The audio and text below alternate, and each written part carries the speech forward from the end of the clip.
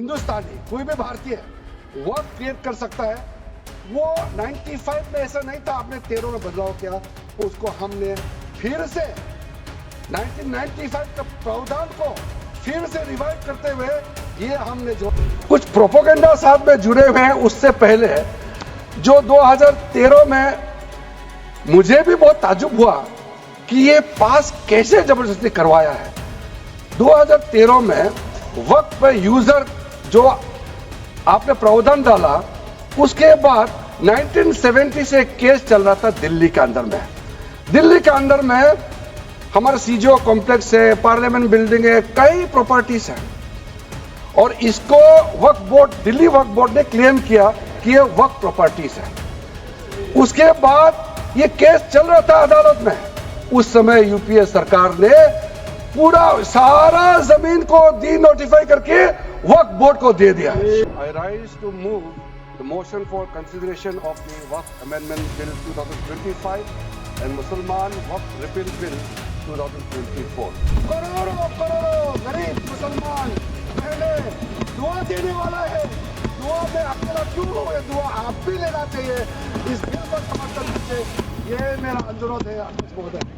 विधेयक की व्याप्ति की समिति कर सकती है। विगत में कई संयुक्त समितियों ने विधेयकों में ऐसे संशोधन किए हैं। श्री किरण रिजिजू जी।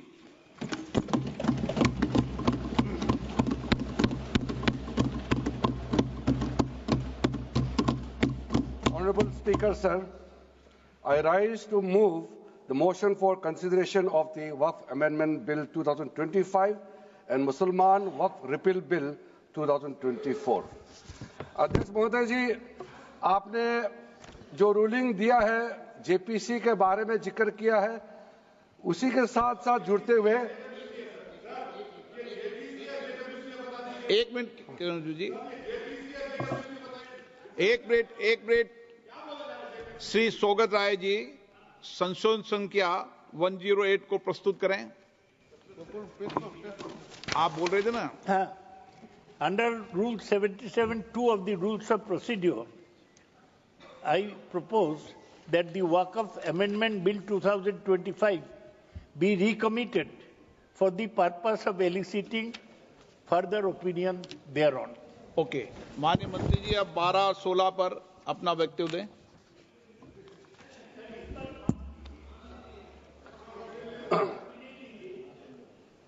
आपका जो जब मैं ओपनिंग करूंगा उसका भी जवाब आएगा, और बाकी अमेंडमेंट तो आखिरी में आता ही है।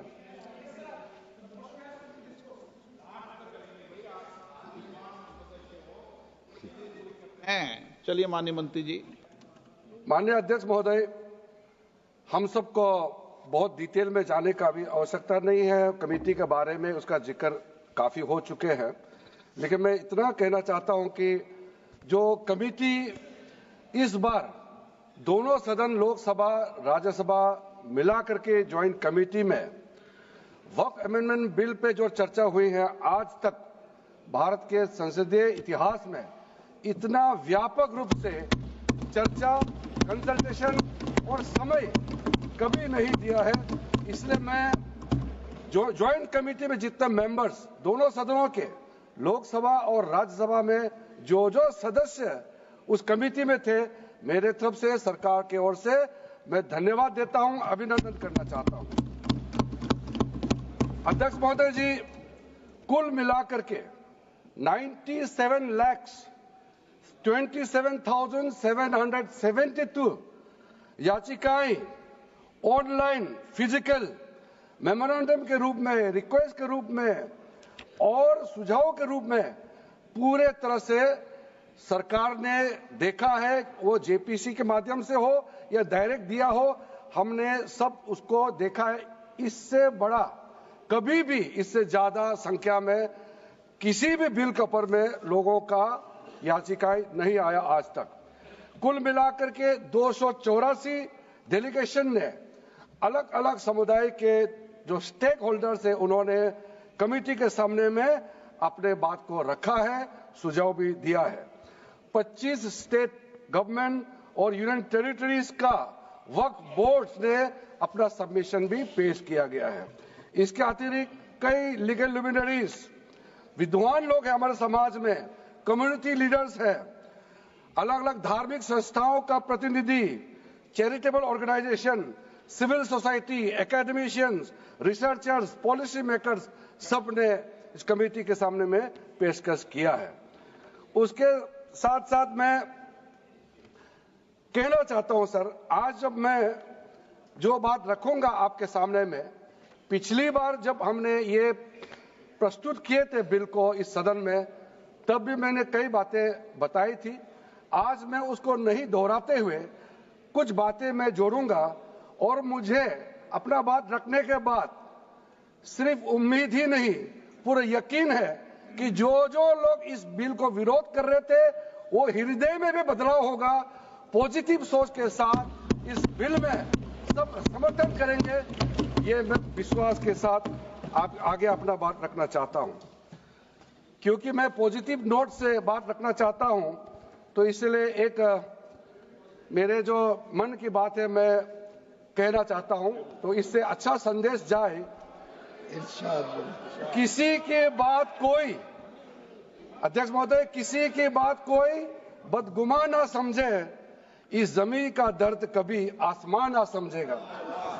ये मैं दिल से कह रहा हूं, क्योंकि अच्छा सोच के साथ, बड़ा दिल के साथ, खुले मन से मैं ये प्रस्ताव आपके सामने में पेश कर रहा हूं। सर, कई लोगों ने अपने अपने तरीके से बातें रखी हैं। किसी ने कहा ये प्रावधान अनकॉन्स्टिट्यूशनल है, गैर संवैधानिक है। किसी ने कहा ये इलीगल है, अनलॉफुल है। सर, ये बिल जो हम लोग जिक्र कर रहे हैं, कोई नया विषय नहीं है। आजादी से पहले ये बिल, जब पहली बार मुसलमान वक्फ वैलिडेटिंग एक्ट पास किया गया था 1913 में, तब से इसका इतिहास शुरू होता है।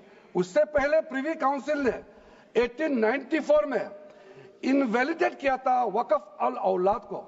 बाद में उसका प्रॉपर लीगल फॉर्म में 1913 के बाद फिर 1923 में द मुसलमान वक्फ एक्ट लाया गया था, जिसमें अकाउंटिंग और ट्रांसपेरेंसी के बारे में ये जोर उसको देते हुए ये एक्ट पास किया गया था। उसके बाद 1930 में द मुसलमान वक्फ वैलिडेटिंग एक्ट लाया गया है, जो रीइंफोर्स करता है legal validity of the family Waqf.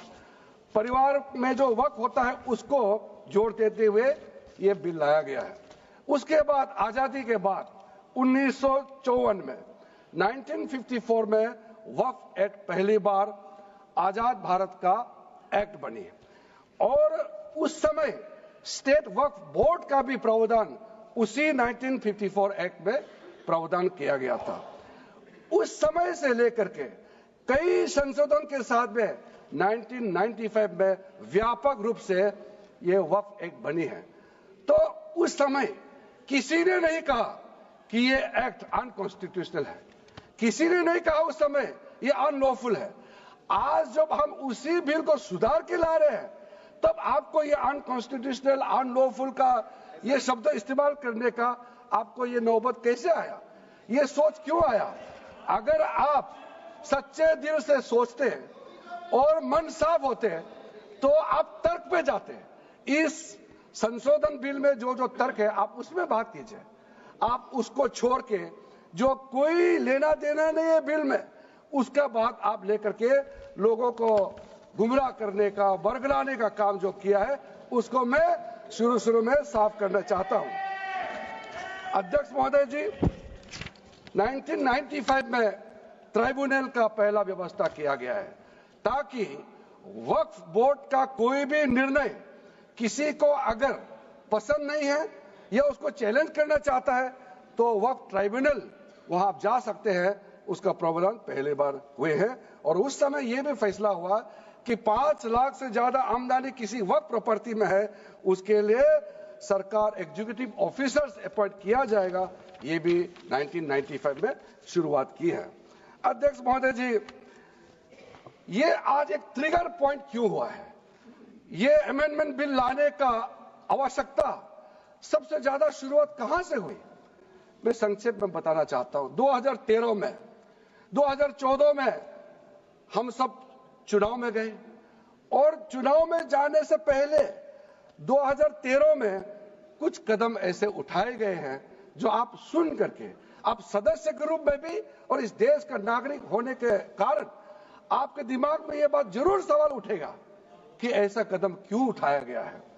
Sir, 2013 में पहला यह बदलाव हुआ कि इस देश में कोई भी आदमी, कोई भी इंसान, चाहे वो हिंदू हो, मुसलमान हो, सिख हो, ईसाई हो, पारसी हो, बौद्ध हो, जैन हो, वक्फ क्रिएट कर सकता है। सबको मालूम है वक्फ एक मुसलमान का अल्लाह के प्रति अपना एक उसका एक पायस चैरिटेबल रिलीजियस पर्पस के लिए वक्फ क्रिएट किया जाता है, लेकिन उसमें डाइल्यूशन करके 2013 में कोई भी वक्फ क्रिएट कर सकता है। यह प्रावधान सबसे पहले उस समय की यूपीए सरकार ने किया है। दूसरा, आपने सारा वक्फ को स्पेसिफिक कर दिया कि शिया बोर्ड में शिया ही रहेंगे, सुन्नी बोर्ड में सिर्फ सुन्नी ही रहेंगे और कोई भी बोर्ड हो सिर्फ उनके लोग ही रहेंगे, बाकी कोई उसमें आ नहीं सकता है। ऐसा आपने प्रावधान किया।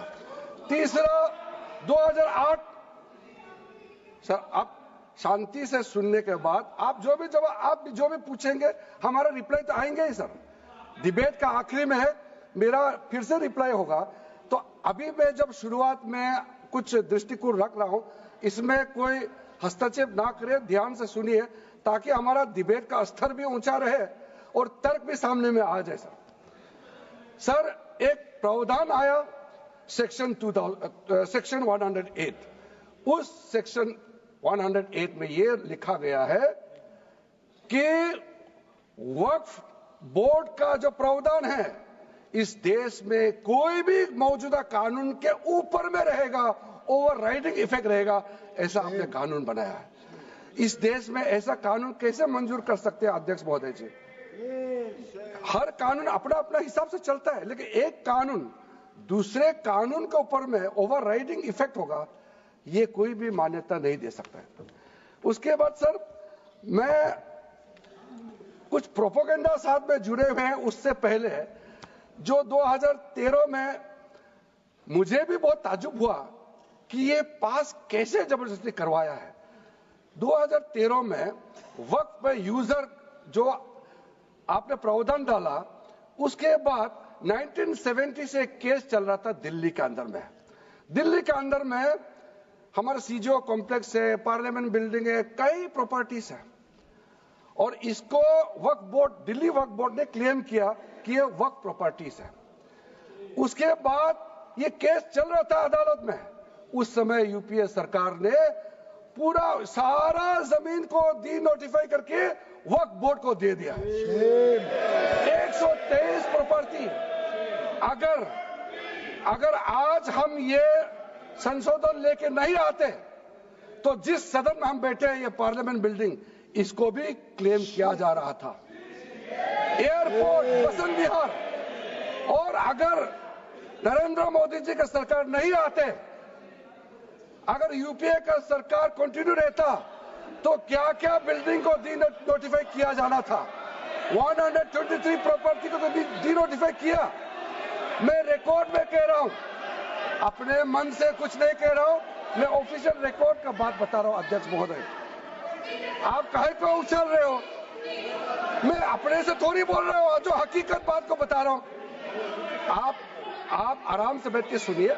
आपके दल को और आपको सबको बोलने का मौका मिलेगा। माननीय मंत्री जी,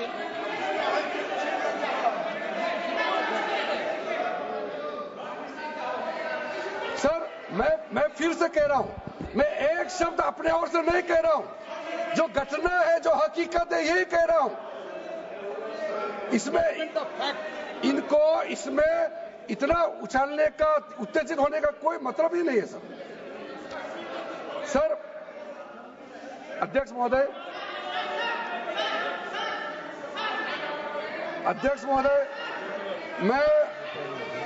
मैं आपके माध्यम से सदन को कहना चाहता हूं कि जो संवैधानिक बात उठा करके लोगों को गुमराह करने का जो प्रयास किया जा रहा है, उसको भी देश के सामने में सही बात रखना बहुत ही जरूरी है।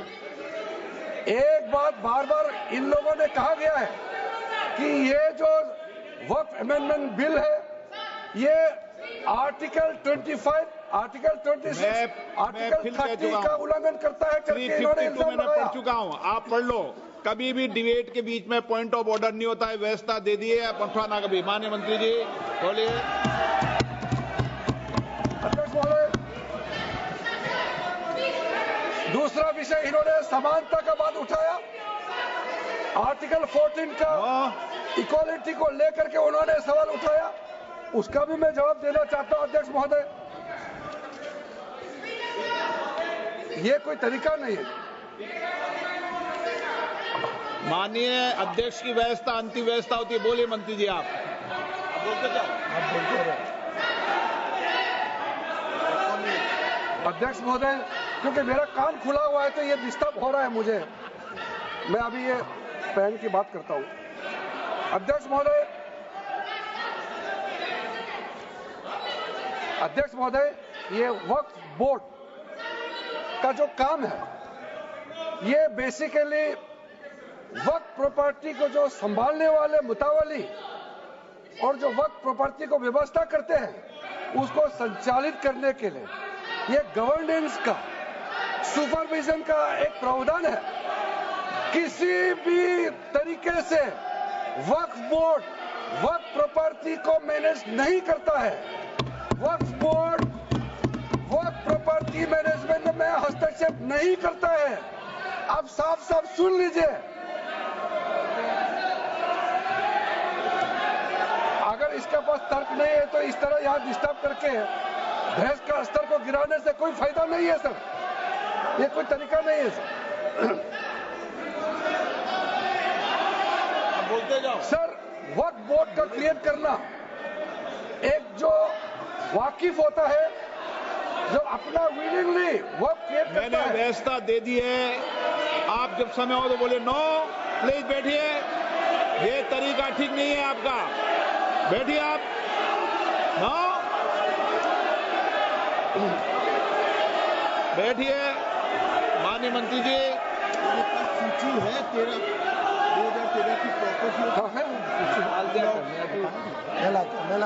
निकाल बताना सूची मंगा के देते कहते भी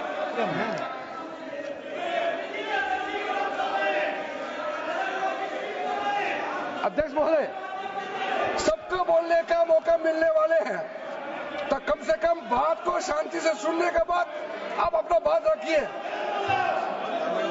ये कोई तरीका नहीं होता है सर।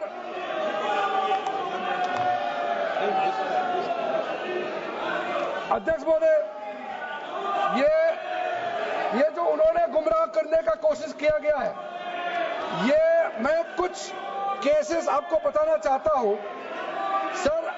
आप देखिए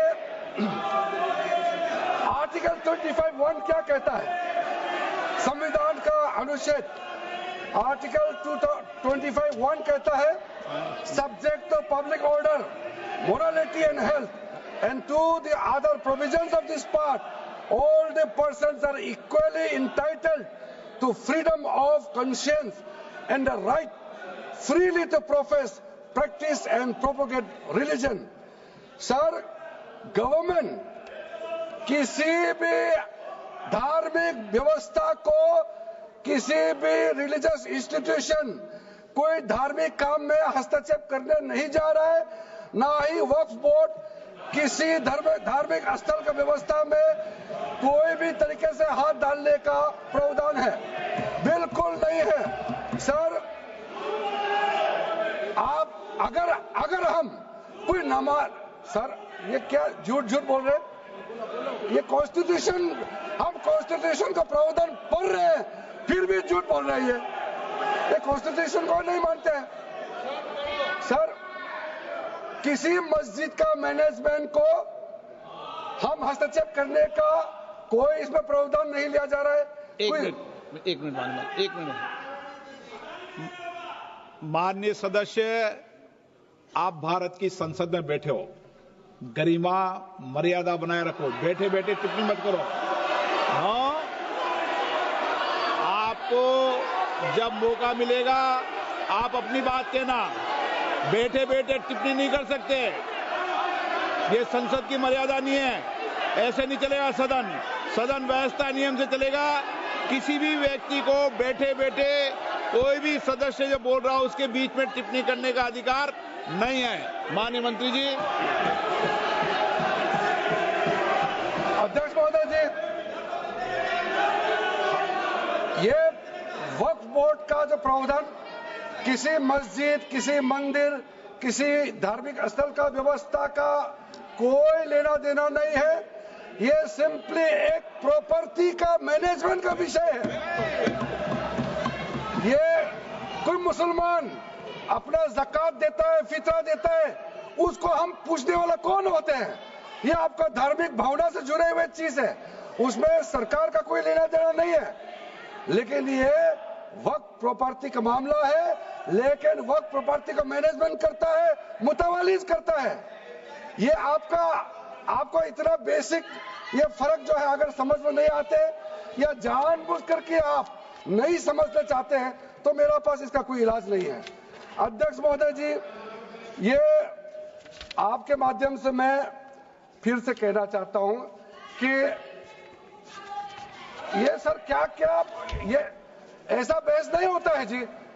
आप लोग का तर्क रखने का समय में बोलिए, ये बीच में कमेंट पास करने से सर हमारा पॉइंट का फ्लो भी बिगड़ता है और आवाज में ठीक नहीं हो, अब आवाज में ठीक से नहीं जाएगा। आप क्या चीज को जवाब देंगे सर? इसमें मैं कई ऐसे केसेस है जिसको मैं रेफर कर सकता हूं, लेकिन सदन में 3 केसेस का मैं रेफर करूंगा तो दूध का दूध पानी का पानी हो जाएगा कि ये धार्मिक व्यवस्था से कोई लेना देना नहीं है। आपको मैं पहला एग्जांपल देना चाहता हूं, सैयद फजल पकुया तंगल वर्सेस यूनियन ऑफ इंडिया। इसमें क्या केरला हाईकोर्ट का फैसला है। केरला हाईकोर्ट ने कहा the Waqf board is a statutory body, pure and simple, it is not a representative body of the Muslim community. ये हाईकोर्ट का ऑर्डर है। उसके बाद इलाहाबाद हाईकोर्ट का ऑर्डर भी सुन लीजिए, Hafiz Mohammad Zafar Ahmad versus UP Central Sunni Board of Waqf का जजमेंट सुन लीजिए। A mutawalli's right is purely a right of management of the property and is not a proprietary right. The duties of a mutawalli are purely of a secular character. His duties are not of a religious character. इतना clear cut ruling है। तीसरा, तिलकायत श्री गोविंद लाल जी महाराज versus state of Rajasthan. इसमें high court ने क्या कहा, supreme court ने क्या कहा, right to manage the properties of the temple. अब देखिए मंदिर का भी इसमें एग्जांपल लिया गया है। Right to manage the properties of the temple is purely a secular matter and can not be regarded as a religious practice. Properties of temple, temple नहीं, टेम्पल का जो प्रॉपर्टी है। उसी प्रकार से आप बार बार कहना कि मुसलमानों का अधिकार में गैर मुसलमान कैसे आ रहा है, ये तर्क ही नहीं बनता है। आप ये आज से ये बात बोलने के लिए बंद कीजिए। सर 2013 में जो काम किए गए हैं उसमें मैं एक चीज जिक्र करना चाहता हूं। इलेक्शन आने वाला था, बहुत ही कम दिन बच गए थे, इलेक्शन कोड ऑफ कॉन्डक्ट लगने ही वाला था। हम सब को मालूम है अप्रैल और मई में चुनाव हुआ था। 5 मार्च 2014 को उस समय का यूपीए सरकार ने 123 प्राइम प्रॉपर्टीज को जो housing and urban development ministry के तहत आता है उसको आपने दिल्ली वक्फ बोर्ड को ट्रांसफर कर दिया। क्या जरूरत था? कुछ दिन बाकी था चुनाव होने के लिए, आप इंतजार तो करते। आपने सोचा ये करके वोट मिलेंगे, लेकिन आप तो चुनाव तो हार गए, तो फायदा क्या हुआ? ऐसा काम करने से वोट नहीं मिलता है। इसलिए लोग इंटेलिजेंट है, हमारा देश के लोग समझदार है, इसलिए वोट बैंक का राजनीति के बिना हम अच्छे सोच के साथ में आज इस सदन में फिर से आए हैं। कुछ एनोमलीज है इस बिल में, तो इसको बदलना जरूरी था। मैंने एक पहले भी इसका जिक्र किया था कि आपने कहा कोई भी हिंदुस्तानी, कोई भी भारतीय वक्फ क्रिएट कर सकता है। वो 95 में ऐसा नहीं था, आपने 13 में बदलाव किया, उसको हमने फिर से 1995 का प्रावधान को फिर से रिवाइव करते हुए ये हमने जोड़ा है कि वक्फ वही क्रिएट कर सकता है जो मिनिमम 5 साल इस्लाम को प्रैक्टिस करता है। बहुत साफ साफ शब्दों में प्रावधान रखा है। सर, जो वक्फ बोर्ड बने हैं, हम उसको बहुत ही सेकुलर, इंक्लूसिव बनाना चाहते हैं। आपका पुराना प्रावधान को हटा करके अब हमने कहा है कि वक्फ बोर्ड में शिया भी रहेंगे, सुन्नी भी रहेंगे, बोहरास भी रहेंगे, आगा खानिस भी रहेंगे, मुसलमानों में जो बैकवर्ड है, पिछड़े लोग हैं, वो भी रहेंगे, और साथ साथ में महिला भी रहेंगे और एक्सपर्ट नॉन मुस्लिम भी रहने का प्रावधान रखा गया है। सब स्वागत करना चाहिए, इसको किसी को आपत्ति होने का कोई जरूरत नहीं है। उसके बाद सर, मैं थोड़ा सा इसको विस्तार करके बताना चाहता हूं।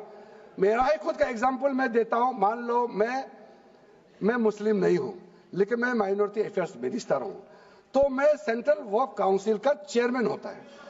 तो मेरे होने के बावजूद उसके बाद टोटल 4 नॉन मुस्लिम हो सकता है वक्फ काउंसिल में मेंबर, और उसमें मैक्सिमम 4 नॉन मुस्लिम के साथ साथ में 2 महिला कंपलसरी है। 2 महिला होना ही चाहिए सर। उसके बाद सर, स्टेट अभी आप पूरा वक्फ बोर्ड देख लीजिए, महिला कहाँ है? महिला को भी रखा ही नहीं है, वो सिर्फ बातें करते हैं।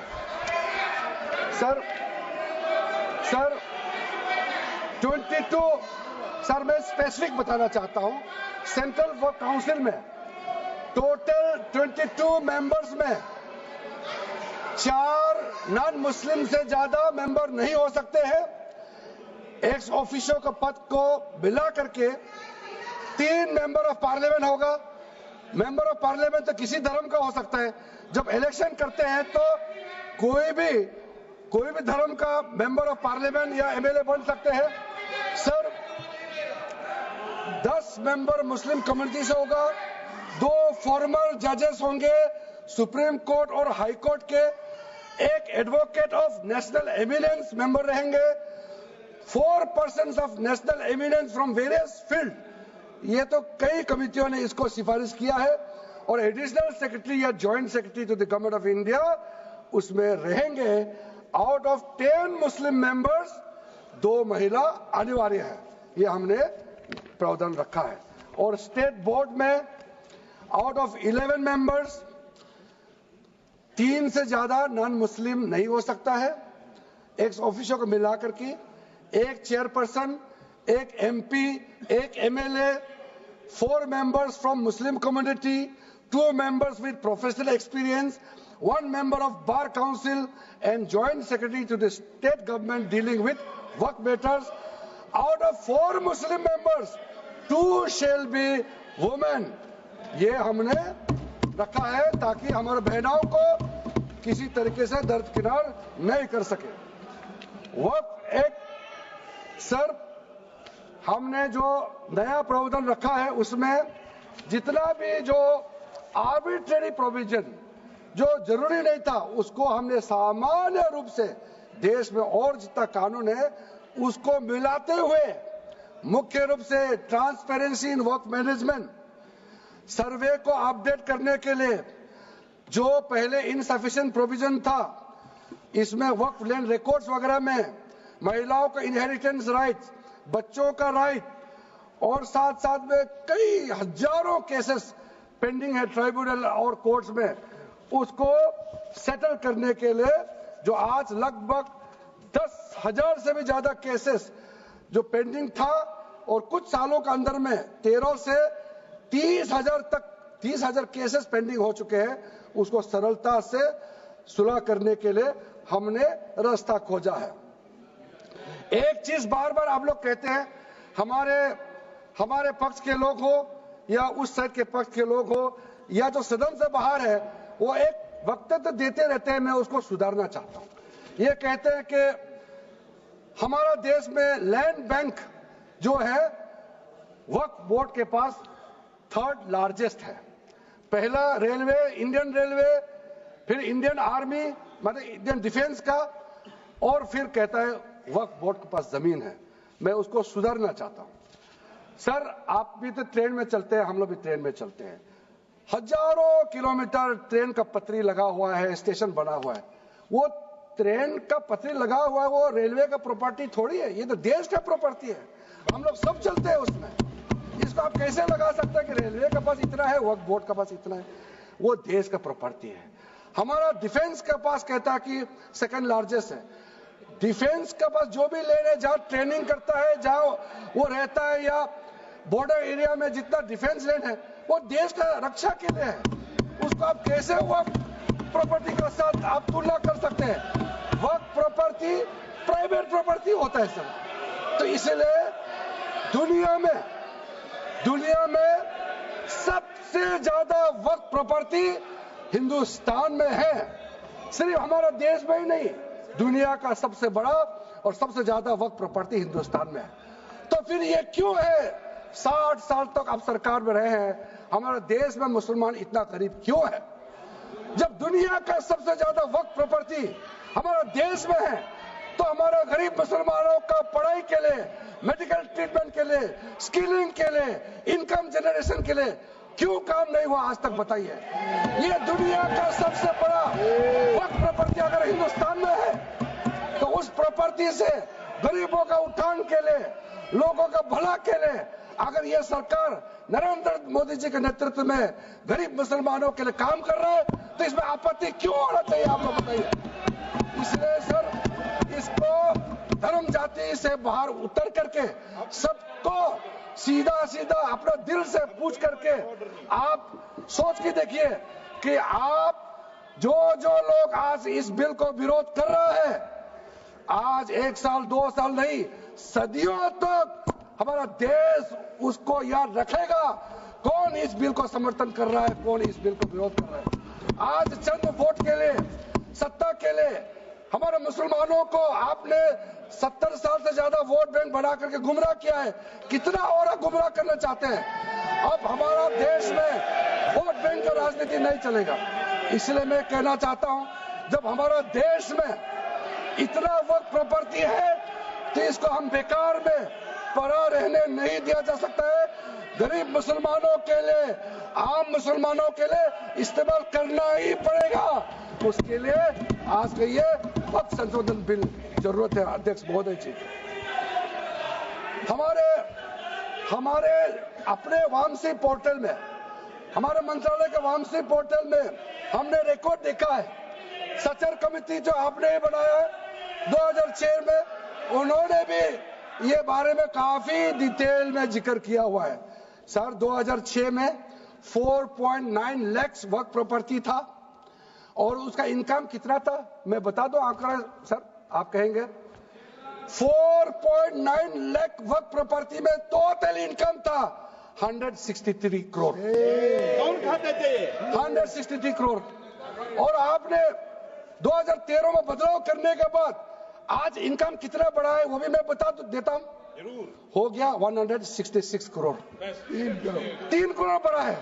कैसे मंजूर कर सकता है हम लोग इस महान सदन में बैठ करके? अगर इतना 10 सालों के बाद भी दुनिया का सबसे ज्यादा प्रॉपर्टी का टोटल इनकम जनरेशन 3 करोड़ बढ़ता है, तो ये हम कभी मंजूर नहीं कर सकते अध्यक्ष महोदय। इसलिए उस समय कहा गया था, मैं अभी का नहीं बता रहा हूं, सचर कमेटी समय में भी कहा गया है कि अगर थोड़ा सा एफिशिएंटली मैनेज करता तो 12,000 करोड़ पर ईयर तो उसी समय जनरेट हो जाना चाहिए था नॉर्मल मार्केट रेट से। और 12,000 करोड़ अगर वक्फ प्रॉपर्टी से रेवेन्यू जनरेशन करता है, कितना लाखों करोड़ों मुसलमानों को फायदा होगा, आप सोच के देखिए। इसलिए सर आप लोग भी, मैं अनुरोध करता हूं कि आप लोग भी वक्फ के बारे में जानना है तो हमारा वामसी पोर्टल को क्लिक करके आप लोग देखिए। सर आज वो 4.9 लाख से बढ़ करके टोटल वक्फ प्रॉपर्टी बन गया है 8.72 लाख। हमारा देश में वक्फ प्रॉपर्टी बन गया है। और आप कल्पना कीजिए 8.72 लाख प्रॉपर्टी वक्फ का है, उसको अगर हम सही तरीके से मैनेजमेंट करता तो हमारा मुसलमानों का ही नहीं है, देश का तकदीर बदल जाएगा। इतना प्रॉपर्टी हमारे पास। अब समझिए चीज को। सर मैंने अभी कई राज्यों का दौरा किया। अध्यक्ष महोदय, मैंने कई राज्यों का दौरा किया। मैं एक एग्जांपल आपको जरूर देना चाहूंगा। मैं बहुत इंप्रेस हो गया जब मैं पिछली बार जम्मू कश्मीर गए। जम्मू कश्मीर में हमारा नई वहां वक्फ बोर्ड का चेयरपर्सन बनी और मैंने पूछा कि आप जब वक्फ बोर्ड का चेयरमैन बनी तो उसमें क्या हालत थी और आज क्या हालत है। उन्होंने बोला कि सर जब उन्होंने पदभार संभाली तो उसमें कोई इनकम का, कोई व्यवस्था का, रिकॉर्ड का ठीक ठाक कुछ भी नहीं था।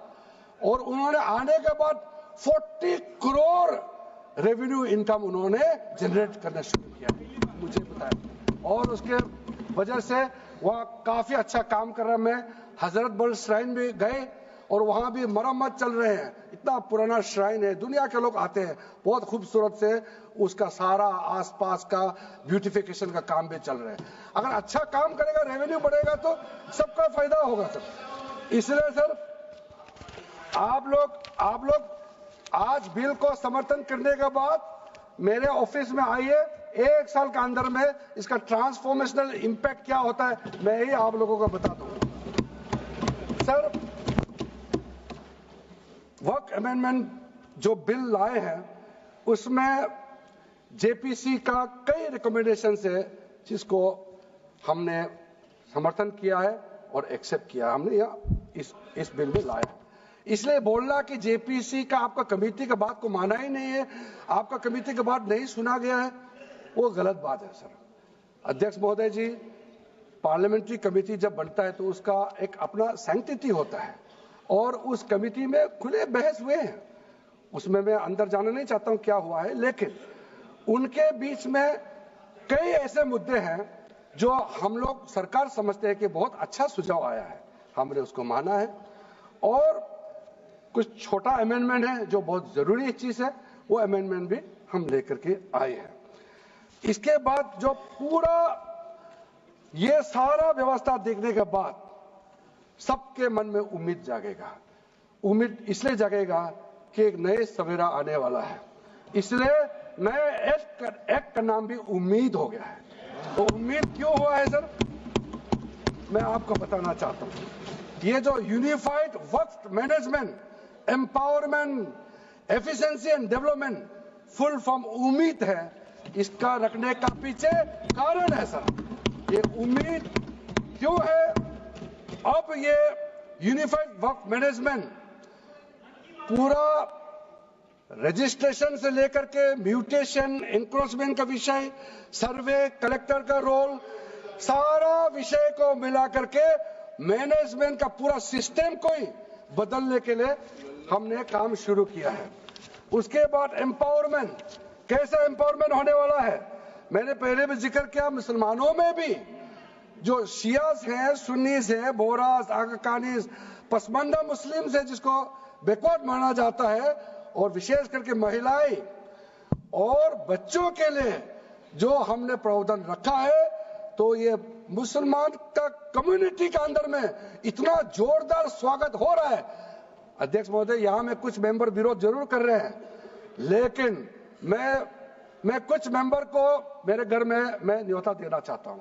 और जो मुस्लिम डेलीगेशन मेरे घर में आ रहे हैं, स्वागत कर रहे हैं इस बिल को, उसका भी नजारा आप लोग देख लीजिए। आपका सोच बदल जाएगा। आपको नहीं मालूम मुसलमानों में कितना भयंकर समर्थन कर रहा है इस बिल को लेकर के, आप लोग को मालूम ही नहीं है। करंट अंदर में गरीब मुसलमानों का तो संदेश बार बार आ रहा है कि जल्दी पास कीजिए इस बिल को।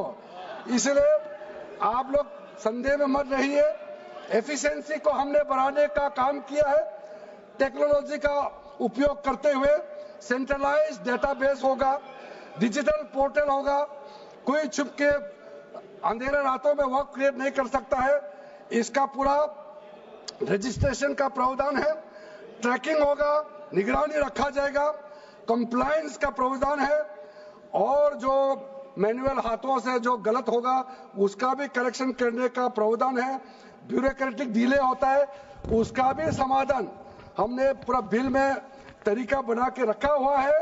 और आखिर में इसका ऑडिट प्रॉपर होना चाहिए, तो ऑडिट का भी प्रावधान हम लोग राज्य सरकार को ऊपर में छोड़ा है, क्योंकि आखिर तो सारा प्रॉपर्टी का अथॉरिटी राज्य सरकार का है।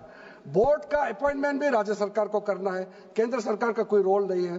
लैंड स्टेट सब्जेक्ट है, सारा राज्य सरकार को ही करना है। इसलिए राज्य सरकारों को हम फुल अथॉरिटी देने के साथ साथ हमारा जो मंत्रालय है वो ऑनलाइन हमेशा जुड़ा रहेंगे कि जो वर्क प्रॉपर्टी क्रिएट किया गया है उसका स्टेटस है वो हमसे पोर्टल से मिला करके हम लगातार टच में रहेंगे। इसलिए कोई इसमें ये नहीं सोचना है कि सेंट्रल गवर्नमेंट कोई एक्स्ट्रा पावर हड़पने जा रहा है क्या, बिल्कुल सोचने का नहीं है। ये टोटली स्टेट गवर्नमेंट का अधीन है और राज्य सरकारें ही इसका निगरानी में आगे काम करना है।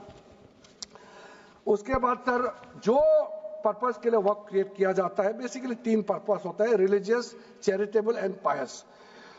उसका हो रहा है कि नहीं हो रहा है, और इनकम जनरेशन खास करके जो वेलफेयर काम है उसका हो रहा है कि नहीं हो रहा है, इसका भी इफेक्टिव गवर्नेंस का प्रावधान हमने रखा हुआ है। और साथ साथ सर मैं आपको इस उम्मीद के साथ साथ ये कहना चाहता हूं कि जो रिफॉर्म्स हमने जो लाए हैं और साथ साथ में जो प्रावधान कुछ बदलाव हमने आपको बहुत शॉर्ट में बताया, क्योंकि डिटेल में तो मैं रिप्लाई तो करूंगा ही। इसमें अगर आपको लगता है कि हमको अगर इनकम जनरेशन करने के लिए वर्क प्रॉपर्टी को बेहतर इस्तेमाल करने के लिए क्या करना चाहिए, जब हम इसका सबऑर्डिनेट लेजिस्लेशन के माध्यम से रूल्स बनाएंगे, आपका सुझाव हम खुले दिल से स्वागत करेंगे।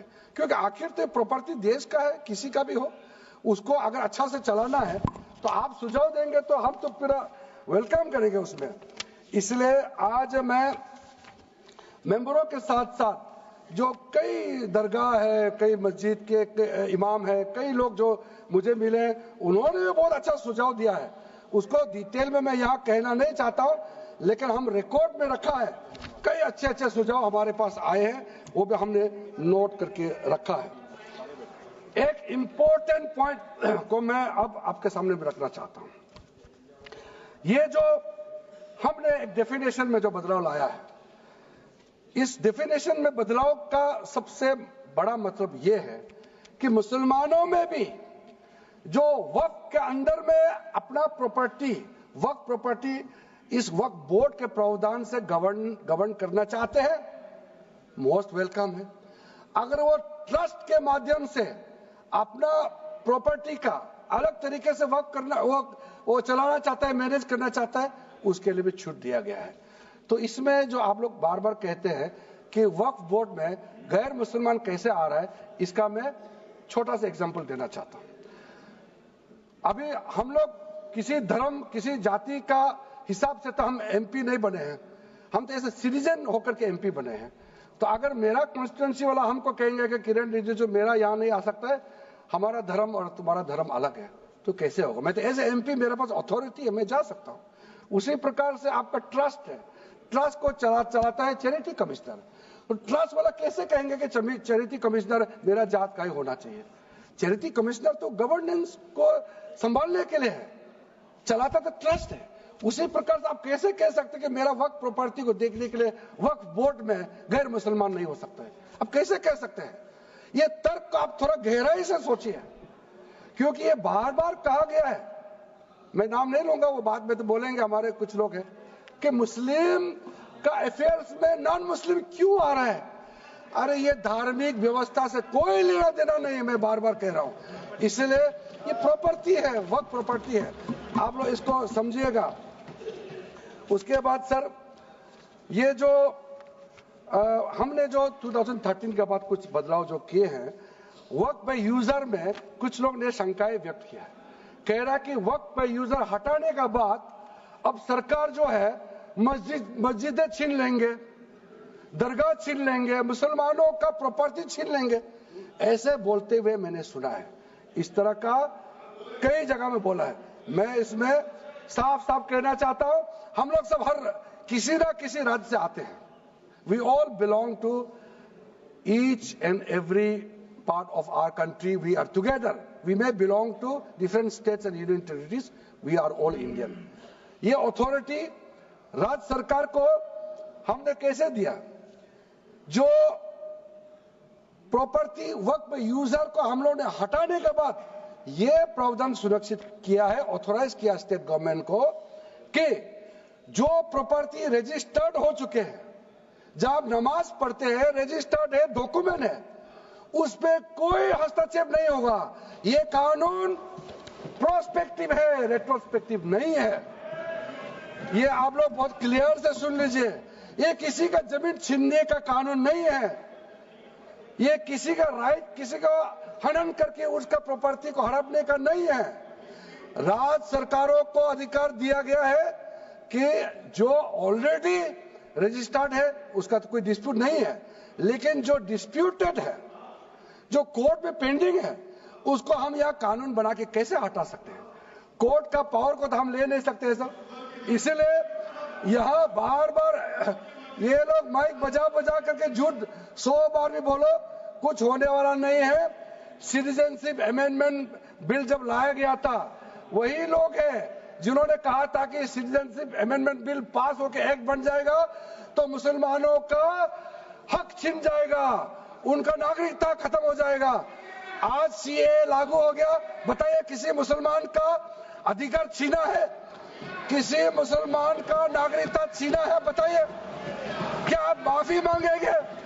आपने देश भर में घूम घूम कर झूठे बातें फैलाया, आज आप साबित हो गया कि आपने झूठ बोला था, लेकिन आज आप माफी मांगने का भी हिम्मत नहीं रखते हैं। जिगर थाम के आप लोग सुनिए, ये आप आज दोबारा आप मिसलीड करेंगे, गलत बातें करेंगे तो फिर मुंह खाना पड़ेगा आपको। फिर कोई और बिल लेके आएंगे, फिर मैं आपका पर्दाफाश करेंगे फिर से। इसीलिए सर हम लोग तर्क पे जाइए, पॉइंट पे जाइए। इसलिए दूसरा, महिलाओं के लिए अध्यक्ष महोदय जी, क्योंकि फैमिली में पुरुष महिला सब होते हैं, तो इसमें हमने एक सिंपल प्रावधान रखा है कि एक कोई भी मुसलमान जब वक्त क्रिएट करता है, सबसे पहले उस परिवार में जो महिला का अधिकार है उसको सुरक्षित करके ही आप वक्त क्रिएट कर सकते हैं।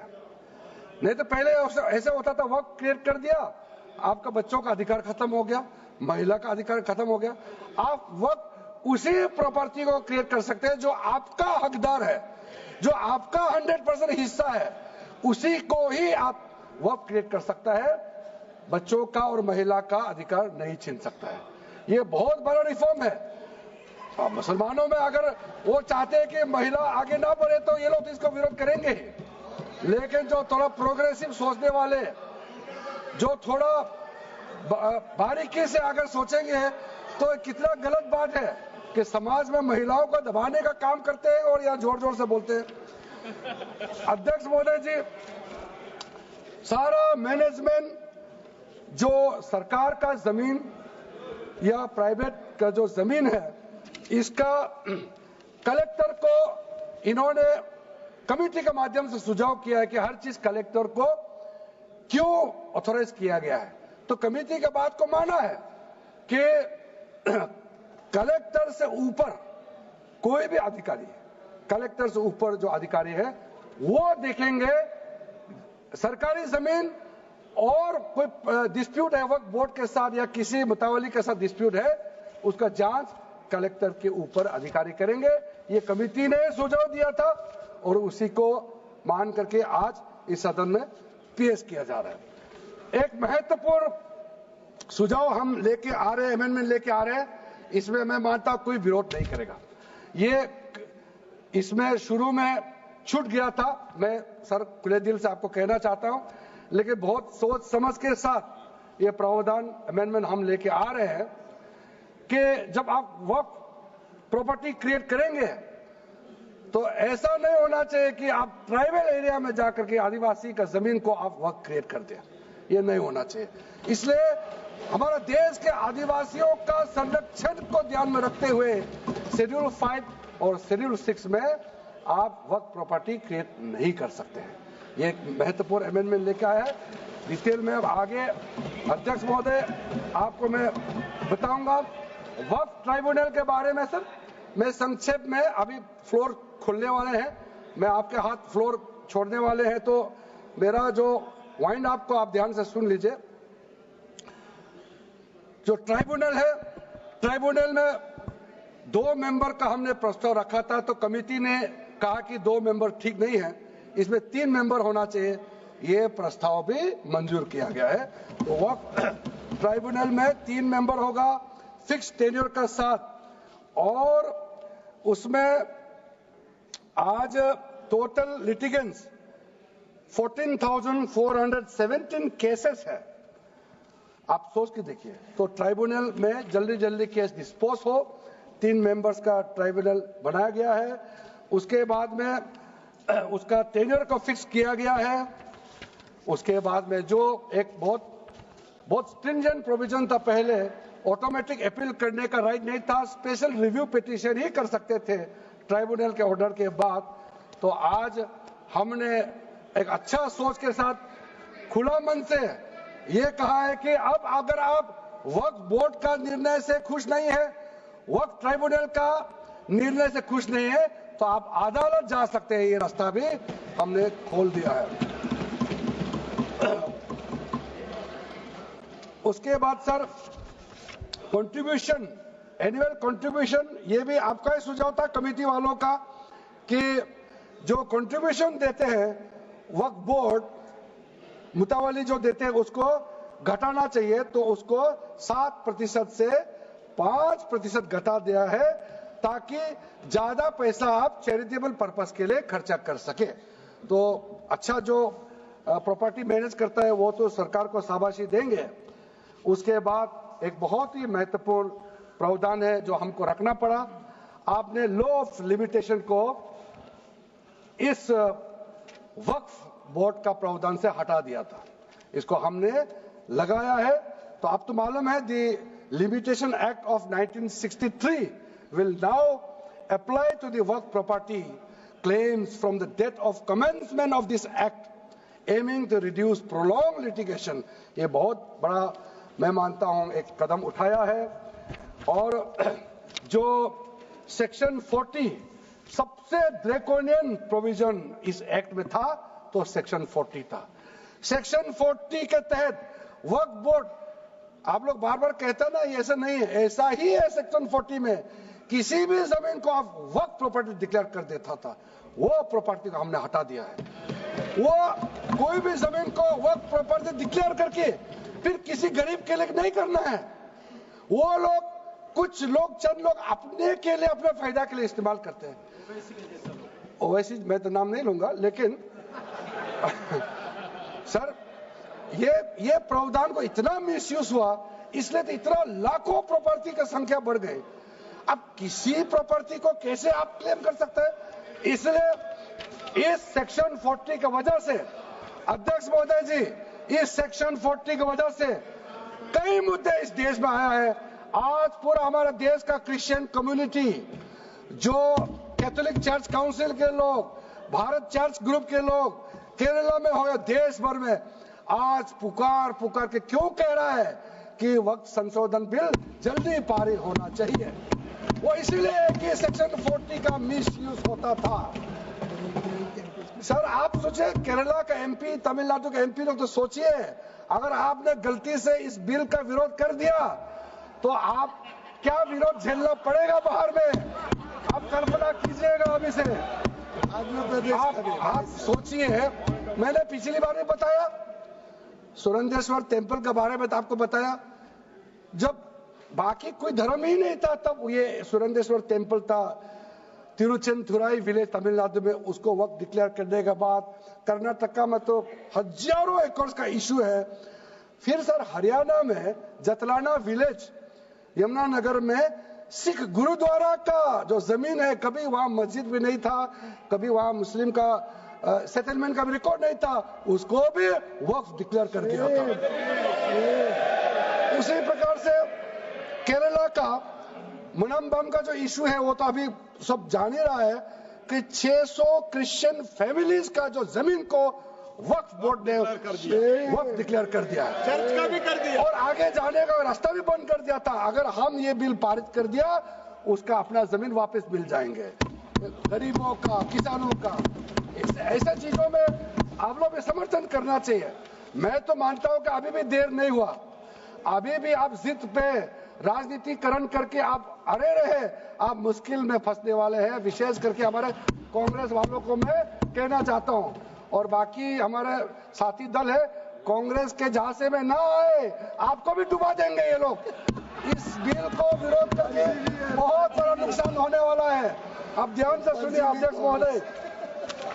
इसलिए अंत में सर, क्योंकि मैंने कहा है कि मैं आखिर में जवाब दूंगा, तो हम लोग आगे भी इस पार्लियामेंट को भी वक्त डिक्लेयर ना कर दे, हम लोग आराम से भविष्य के लिए और अच्छा काम करें। मैंने पॉजिटिव बात में अपना बात को रखा है। अंत में मैं अपील करके अपना बात को समाप्त करना चाहता हूं।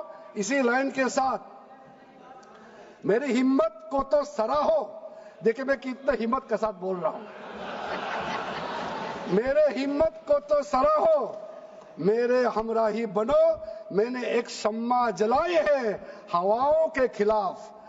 आप लोग जब इस बिल को समर्थन करेंगे, मैं हमारे वरिष्ठ नेता सब सदन में बैठे हम लोग सुन रहे हैं, मैं अपने आप को बहुत भाग्यवान मानता हूं, मैं भाग्यशाली हूं।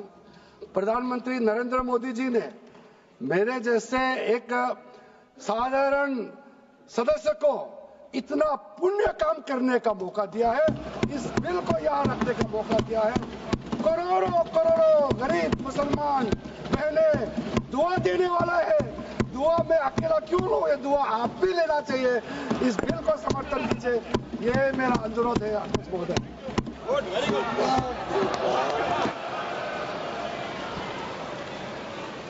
श्री गौरव गोगोई।